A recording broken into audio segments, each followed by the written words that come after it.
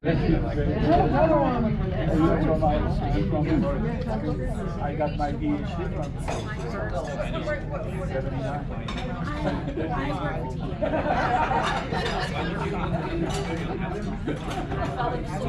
Oh, yeah. Except the last year.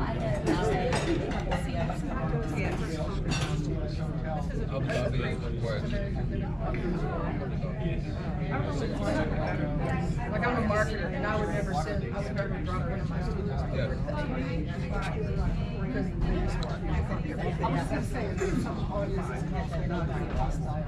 And I'm going to call time. Some kind of like speed dating, right? So I'm gonna call time, and then if you'd like to go back to the table where you were, you can. Or if you like where you ended up, you can stay there if you like, okay? Totally up to you. But this is the beauty of the networking piece, right? Last night, I don't know if any of you came to the reception last night. Raise your hand if you came to the reception last night. Okay, the reception is your first opportunity at a conference to do some real networking. I met Tammy, and I met, where's Waleed? And I met Waleed last night, okay? Didn't know them from Adam when I walked into the room. But I found out through networking that Tammy and I are in the same sort of area. She's in Maryland, I'm in Virginia. We're both fairly close to DC. We found out that we both belong to Greek sororities. We found out that she knows people from my hometown. And I mean, and in fact, a couple people came by the table and asked us how long we've known each other. We haven't, we had just met. And then Waleed came, and we just had a great, we laughed, we drank wine, we just had a great time. And that's part of what happens at a conference if you use those networking opportunities to your advantage. It really does. And so now I have made 2 professional friends, and I'm going to try to keep in touch. We're going to, I don't know, we'll do something. But that's the beauty of that whole networking piece. So I expect in a conference that I am going to have an opportunity to network with other professionals, other intellectuals. We're going to share ideas. We're going to, we're just going to engage in that kind of stuff. So that's what I love. Okay, so now network. So that meets an expectation that we have. Now, the other expectation, you're at a conference, right? And so of course you're going to see presentations, right? So I put these pictures, I just went to that presentation right there. That guy, where is he? Where? Oh, yeah, me. Good stuff. It was all about science fiction, and I had seen The Martian, and I was like, yeah, it was really, but it was about using science or using science fiction to teach science. I found out that he goes to some of the comic conventions, and he has a suit that he wears, and he is just in it, and that drew me in. So that was a great presentation. This is Dr. Barbara Holmes. She's my mentor. She was my dissertation chair.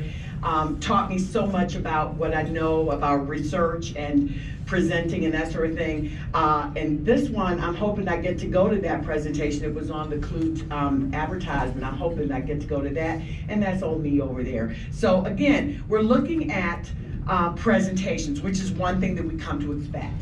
All right? Now, if you have been doing this a while, you veteran presenters, usually we plan a thing out, right? I'm going to start with this, and I'm going to move to that, and then I'm going to move to that, and then they'll love me, they'll ask questions, and they'll be over, and they'll clap, and it'll be done, right? So often, that is not the thing that happens. We think it's going to go like this, and it goes like, okay? And so this is what, I wanted to introduce myself and, discuss something and get them motivated. And what happens is the previous person talked too long. I ran out of time. I had technical difficulties. The PowerPoint didn't work. I didn't know what to do. So all these sort of pitfalls along the way. Some people will get knocked out of their game when things don't go the way that they planned. So as a presenter, we always have to be mindful that things may not go the way that we think they're going to go, and just be prepared for that, okay? So in your, I want to go back, no. So in the workbook, you have a page that says everybody's got a story, right? Everybody has a story. Let's go to that page. Okay, or the memories. So if you have, it's page 4. So if you've done a presentation before, it doesn't have to be a CLUE presentation, but anywhere, you've done a presentation, and I want you to think about what went into that presentation, right? How did you prepare for it? Did you prepare for the pitfalls of the presentation? I know when I did my dissertation defense, my PowerPoint slides would not load. Well, not all of them. It started at 10, like maybe 10 or 12 of them loaded, and then the rest, I had 60 some odd slides, and only 12 of them loaded. But I had a defense to do. And so I could not let the fact that the PowerPoint did not cooperate keep me from getting my PhD, like not today. So I used, paper. I had a paper, I had the presentation on paper, and I went through it that way. You always have to be prepared. So think about, as you see on page 4, if you've ever done a presentation at a conference, how did you prepare for it? How long did it take you to prepare? What were you thinking about as you did that? And then, was the actual presentation different from how you had planned it? Who can share something like that with me, with the group? Who's got a nice little anecdote to share? How you prepared and how it didn't go like you thought it would. Come on, there we go. Oh, you have a brave soul. All right.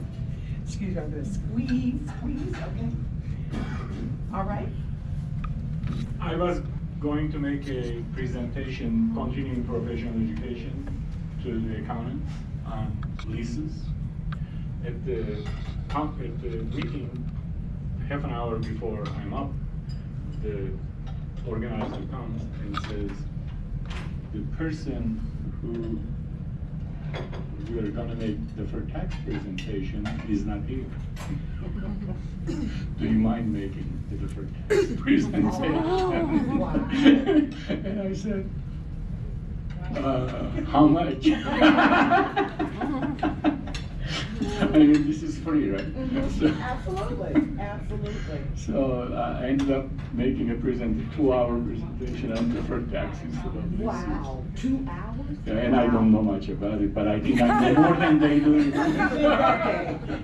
that day. That's great. Who else has a story like that, where you planned something, it didn't go the way? I shared my dissertation with you, so that was fine. It did not go the way I planned. Okay? All right, okay. So, it's all right, guys. It's okay. So, here we go. I got to squeeze. Thank you, darling. Okay, so, sometimes they don't go our way, sometimes they do. Now, if you're new to presenting, talk to me a little bit about what you did to prepare for today or tomorrow, whenever you're going to present. Okay, and what was challenging about the way that you prepared? Were there challenges, you first timers? Let me just pick on the first timers. What did you do to prepare? Did you do some research? Yeah, because we're researchers, right? Okay, did you outline what you were going to talk about? Yes? No? Yes. Yeah? Okay. Or are you just coming in willy-nilly and just letting it fly by the seat of your pants and just doing what it does? Because some people do that. Okay? Some people do that. But it takes a really good person with some skill to do that. Okay? I would not recommend you do that. Okay? All right. So, back to this. All right. So now, we look at, again, we're looking at our expectations, right? How many of you have ever been to a conference and seen a presentation that you thought maybe I should have gone to another one? Oh, all the time. Have you been in those? Oh, yeah. I have. Not at a CLUE conference, of course, but I've been to other conferences where I'm thinking, I don't know what they're talking about. It doesn't make sense to me. I'm bored to death. Can I just do some doodles and get out? I mean, I've been to some like that, okay? Not here, but like that, okay? So then, that's what made me think about, how do I help myself figure out this process so that I can communicate to my audience. If I'm doing a presentation, how can I keep them with me? How can I not lose them? Okay? Because the whole idea is to share your knowledge, to share your expertise. But if you don't keep the audience with you, what's the point in sharing if they're not getting what you're sharing? Okay? I went to it was the education section this morning, and witnessed 3 really engaging, really good presentations. I was so happy I went, like, thank y'all so much, it was so good. And yours was, also got me, so here people know how to do this, okay? But when you're thinking about presenting, and I had to really deconstruct this, because when you do something for so long, you don't really think about how you do it, right? I mean, those of you who are teachers, how many teachers in here, teachers, professors? If somebody asked you, how do you teach? How do you learn to teach? It's like, we don't think about it because we do it, right? So when I'm thinking about how do I present, I don't think about that. So I really had to spend some time deconstructing. So I came up with there are 3 components really of a powerful presentation. So you have your paper, or the research that you did. I call that the raw material. So you have the raw material that you're working with, and you have the delivery. How are you going to share that with your audience? Okay, that's your sharing piece. And then what vehicle are you going to use to do it? Most of us use PowerPoint slides. We just do, okay? So then in that deconstruction, here's what I found, or here's what I sort of figured out. That when we're thinking about our raw material, we have to be able to know, Stephanie said this to me before we came in, and it's like you really have to know that you are the expert in whatever it is you're presenting, so you need to have confidence in that. Don't be afraid because people are in there, they want to come and listen to you, they've chosen to come and hear you, and so be confident in your knowledge of your stuff. You know what you're talking about, and just be confident in that, okay? So, but you really have to know it.